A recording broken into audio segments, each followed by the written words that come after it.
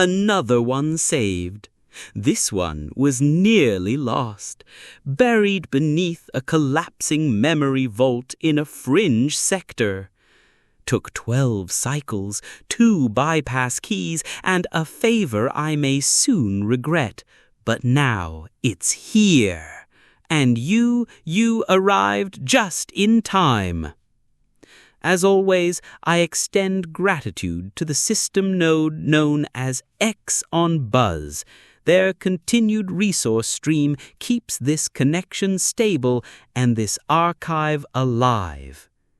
Now, before we begin, protocol requires I remind you to echo the signal, stabilize the thread, and mark the archive as witnessed, which, of course, translates somewhat clumsily into like, comment, and subscribe in your world.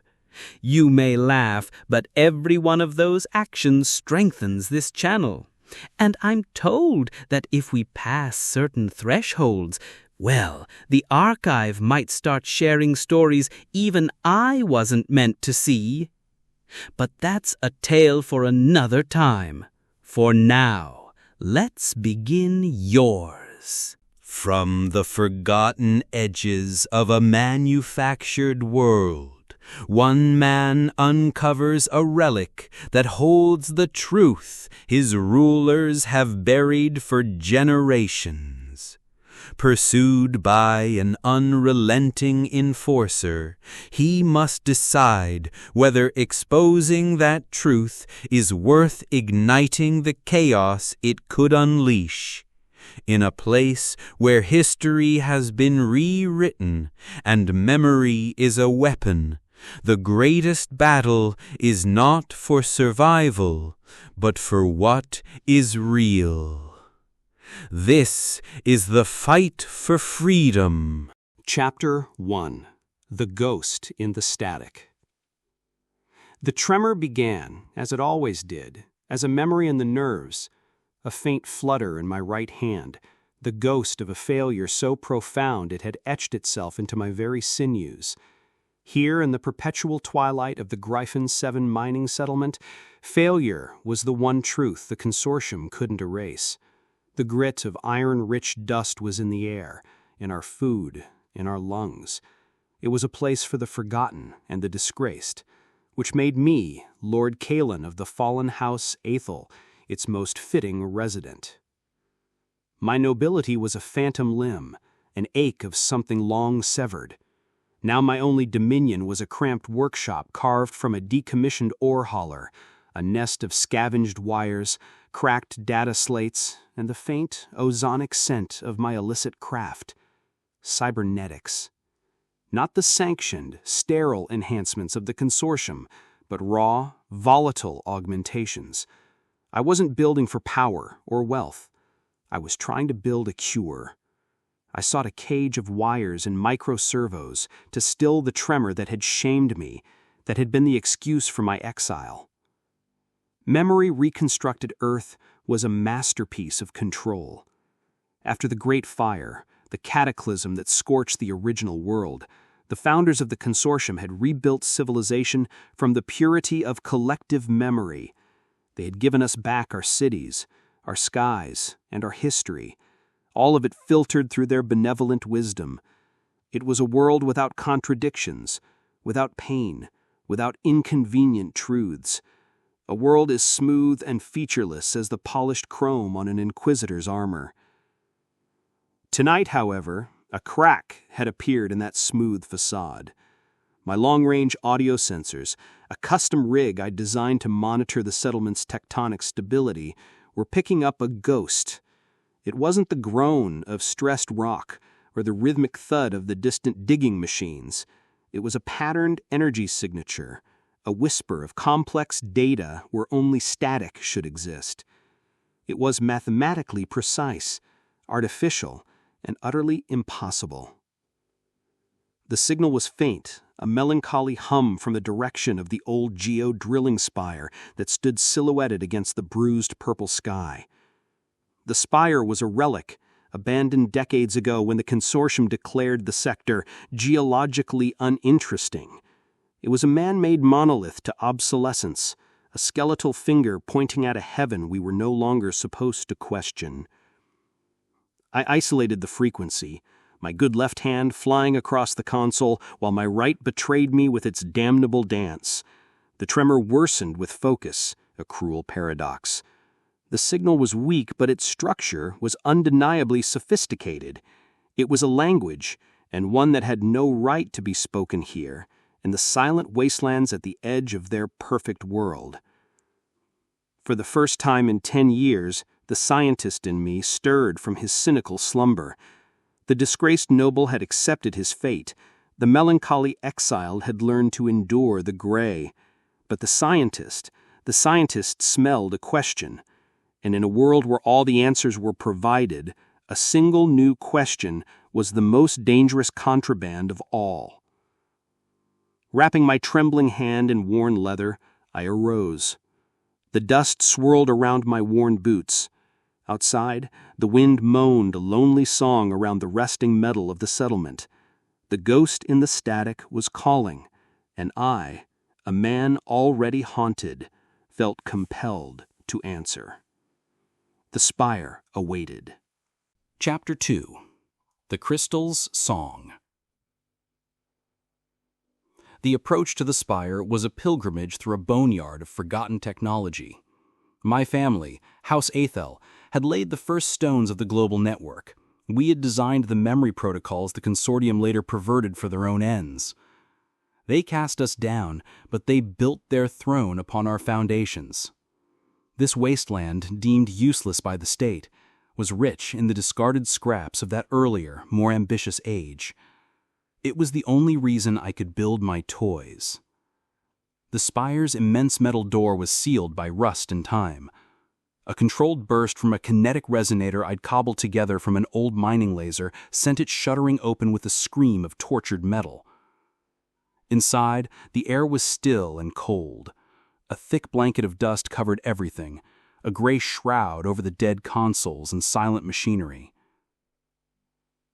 At the center of the main chamber, bathed in a single beam of moonlight from a fracture in the ceiling, was the source of the signal. It was a crystalline data core, the size of a man's heart, resting on a pedestal.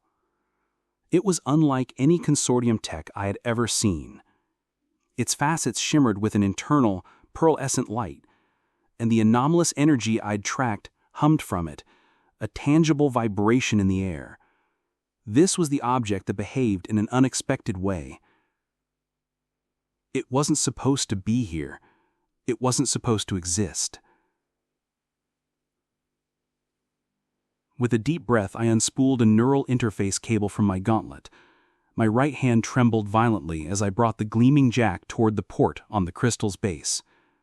It was the moment of truth. My cybernetics were designed to stabilize my movements, to override the traitorous signals from my brain. "Be still," I whispered, a plea to both the machine and the man. The jack clicked into place.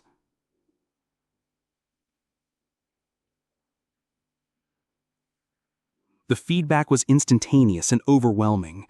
It wasn't data. It wasn't code or schematics. It was life. Raw, unfiltered, chaotic life flooding my senses. I saw a sky of impossible blue, not the muted azure of the reconstruction. I felt the warmth of a sun that was a brilliant, burning gold. I heard the roar of a crowd at a sporting event, a cacophony of joy and frustration. I smelled rain on hot asphalt, tasted food that was spicy and strange, and utterly alien. These were not the placid, curated memories of the official record. These were memories of the real Earth. The Earth before the fire. The Earth before the lie. I ripped the jack out, stumbling back, my heart hammering against my ribs. My tremor was gone, shocked into submission by the sensory overload. The Consortium hadn't just rebuilt the world, it had Bowdlerized it. It had taken the messy, vibrant, glorious history of human history and replaced it with a beige, machine-washable blanket. The moral question bloomed in my mind, stark and terrifying. What is fairness? Is it the placid safety of this cage, or the dangerous, beautiful freedom of the truth? I knew then what I had to do. This was more than a scientific curiosity. This was a duty. Chapter 3: The Gathering of Shadows. Returning to the settlement, I was a changed man. The melancholic resignation had been burned away, replaced by a cold, sharp anger. I sought out the others, the quiet dissenters I had come to know in my years of exile. There was Ilara, a formidable woman whose family had been stripped of their land for ideological non-compliance, and Jax, a young tech scrapper with quick fingers and a quicker wit who saw the Consortium as a boot on his neck, and a half-dozen others, miners and mechanics, a small group united by a shared sense of loss. We met in the humming guts of a dormant power conduit, a place the Consortium's listening posts ignored. I didn't show them the memories. The shock would have been too much. Instead, I showed them the data streams, the raw code beneath the sensory feed. I showed them proof that the official historical record was a fabrication. They aren't protecting us from the past, I told them, my voice low and steady, my hand resting calmly on the table between us. They are protecting their own power. They feed us a thin gruel of history and tell us it's a banquet. Ilara, her arms crossed, studied me with intense eyes. It's one thing to know the food is bad, Kaelen.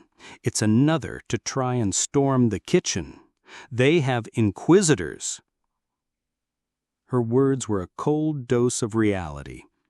The inquisitors were the Consortium's ultimate tool of enforcement. They were judge, jury, and executioner, wrapped in black armor and unwavering fanaticism. To be targeted by an inquisitor was a death sentence. As if summoned by her words, the settlement's central alarms blared to life. A priority signal sliced through the network, overriding all local traffic.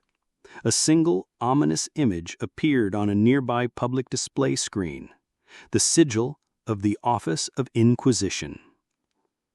A transport was descending from the heavens, sleek and black as obsidian. The message was clear. They knew. My trip to the spire had tripped a silent alarm buried deep in their ancient code. Panic flickered in the eyes of the group. Jack swore, his bravado evaporating. "That's it. We're dust." "No," I said, my voice cutting through the fear. "This is not an ending. This is a validation.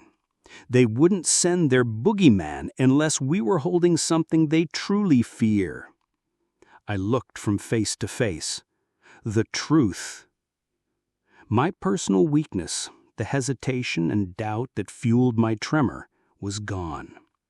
In its place was a clarity I hadn't felt since before my fall. This was no longer about curing a personal affliction. It was about curing a world.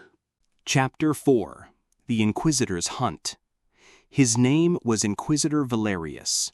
The network chatter painted him as a specter of ruthless efficiency. His record was a long, unbroken list of pacified sectors and silenced dissidents. He was the establishment personified, the ultimate believer in the Consortium's creed of order above all. We became ghosts. With Jax's knowledge of the settlement's hidden passages and my own tech, we stayed one step ahead of Valerius's patrols. It was a harrowing existence. We moved through maintenance tunnels, repurposed sewage lines, and the forgotten underbellies of the settlement, the data core always with us, wrapped in a signal-dampening case. Ilara proved to be a brilliant strategist, predicting troop movements and organizing our small band into a surprisingly effective resistance cell. Valerius was relentless. He locked down the settlement, his stormtroopers a constant presence on the dusty streets. He was methodical, analytical. During one near miss, as we slipped through a ventilation shaft, I managed to tap into his unit's calms. I listened to his voice, calm, precise, and utterly devoid of emotion. He was dissecting our movements, analyzing our patterns. He was good, but I was better. I knew the old tech, the back doors my own family had built into the system. I led his forces on wild goose chases, feeding them ghost signals and corrupted data, buying us precious hours to continue our work on the core. In the darkness of our hiding places, I delved deeper into the crystal's song. I found more than just sights and sounds. I found texts, scientific papers, philosophical treatises, all the glorious, contradictory, and dangerous thoughts of a forgotten age. And among them, I found something that made my blood run cold: detailed records of the Consortium's rise to power. It wasn't a benevolent council saving humanity. It was a corporate coup, a violent seizure of control in the chaos following the Great Fire. They hadn't just hidden the past, they had murdered it. During one decryption session, a fragment of data caught my eye. It was an internal security memo from the early days of the Consortium, detailing the arrest and execution of a group of historical preservationists. Their crime was attempting to save an archive of physical books and art from a mandated cleansing. The family name listed for execution was Valerius. A cold knot formed in my stomach. It couldn't be. I pushed the thought aside. It was a coincidence, nothing more. I had my own ghosts to worry about. Our time was running out. Valerius was closing his net. We needed a bigger stage, a way to get the truth to everyone, not just our small band of rebels. There was only one option, a final, desperate gambit. I had to let him catch me. Chapter 5. Testimony. The trial was exactly what I expected. A grand piece of theater. It was held in the settlement's central plaza, but broadcast to every corner of the memory-reconstructed Earth. The stage was stark, the lighting dramatic. I stood in the center, clad in the simple gray fatigues of a prisoner, my hands bound by an energy field. Before me, on a raised dais, sat Inquisitor Valerius. He was a chilling figure in his immaculate black armor, his face hidden by a reflective, impassive visor. He was here to prosecute me, to make me an example. He was here to break me. He had no idea I was here to do the same to him. Lord Kaelen, Valerius began, his amplified voice echoing through the plaza. You stand accused of technological terrorism, of sedition, of corrupting the public memory. You sought to unleash the chaos of the past on a peaceful and orderly present. How do you plead? I plead for the truth to be heard, I said, my voice steady. All eyes were on me. The entire world was watching. The truth is what the Consortium deems it to be, he stated flatly. It is the firewall that protects us from the madness that caused the Great Fire. The firewall is a cage, I retorted, and you, Inquisitor, are one of its chief jailers. He proceeded with his prosecution, laying out my crimes with cold precision. He spoke of the Spire, of my illegal cybernetics, of the group I had formed. It was all true, and it was all meaningless. My real work was hidden. Tucked into the cybernetic implant behind my ear was not just a receiver, but a transmitter of immense power, linked to a viral code I had slipped into the global broadcast system moments before my capture. My testimony was the key. A specific sequence of phrases, a cadence of speech that would act as a final authentication, and the floodgates would open. You offer nothing but anarchy, Kaelen, a return to the pain and suffering of a world that rightly burned. And you offer a comfortable lie, I shouted back, beginning the sequence. A world built on erased history and forgotten crimes. You speak of fairness, but what is fair about a peace bought with ignorance?" This was it. I took a breath. The Consortium did not save us from the past. It stole our future by murdering our history. The viral code activated. It was not a blast or an explosion, but a wave of silent, overwhelming information. The data core's memories, my final gift, surged through the network. On the giant screens behind Valerius, the Consortium propaganda flickered and died, replaced by a billion new images.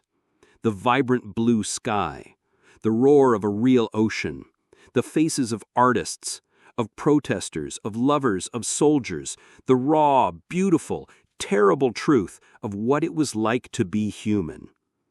And then one final memory played, the one I had saved just for him. A grainy security recording, a dark room, two figures, a man and a woman standing defiant before a council of grim-faced officials. A banner behind the officials bore the early, brutalist sigil of the Consortium. The date stamp was from the first year of the Reconstruction. The charge was read, hoarding of historical contraband. The sentence was death. The camera zoomed on the faces of the condemned. They were proud, unafraid. And as the feed ended, the official record appeared on screen, listing their names, Eris and Lena Valerius. Chapter 6. A New Dawn. A collective gasp went through the plaza. On the dais, Inquisitor Valerius stood frozen, a statue of black armor. The reflective visor no longer seemed imposing. It seemed like a mask, hiding the man shattering within. He had been raised an orphan of the state, his fierce loyalty forged in the fires of a lie. His entire life, his entire crusade for order, had been in service to the very power that had executed his parents for the crime of believing in the truth. He slowly raised a gauntlet and retracted his visor. His face was pale, his eyes wide with a dawning, catastrophic horror. He stared at the screen, at the faces of the parents he'd never known, and then he looked at me. In his eyes, I saw not the cold fury of an inquisitor, but the shattered soul of a son. The antagonists and I, we were not so different. We both sought to protect the world, but he had been given the wrong tools, the wrong maps, the wrong enemy. With a shuddering breath that was audible across the silent plaza, Valerius turned. He did not face me. He faced the cameras. He faced the world. "My entire life," he began, his voice raw, stripped of its metallic certainty, "my entire life has been a lie." The words struck the Consortium's authority like a thunderbolt. He ripped the Inquisitor's gorget from his neck and threw it to the ground, where it clattered with a sound of finality. "We were told the past was a disease," he cried out, his voice breaking with a grief a lifetime old. "But the sickness is the cure they have been feeding us. Kaelen is not the terrorist here. The Consortium is." It was the crack that broke the dam. Across the planet, the seeds of doubt I had planted, now watered by the Inquisitor's treason, bloomed into open rebellion. The trial broadcast ended in chaos as local security forces, their own faith shaken, stood down. In the ensuing pandemonium, Ilara and Jax freed me. We stood at the edge of the plaza, watching the symbols of the Consortium being torn down. My tremor was gone. Not suppressed, not caged by technology, but simply gone. The ghost had been laid to rest. Valerius found me in the twilight. He had shed his armor, and in the simple clothes of a citizen, he looked younger, lost. "They took everything from me," he said, his voice quiet, "and I helped them do it." "Now," I said, meeting his gaze, "we help the world take it back." A clear victory, But as I looked out over the settlement, now a beacon of open revolt in a world waking from a long dream, I knew this was only the beginning. The fight against the Consortium was far from over, but for the first time in a century, it would be a fair fight. The fight for freedom had truly begun.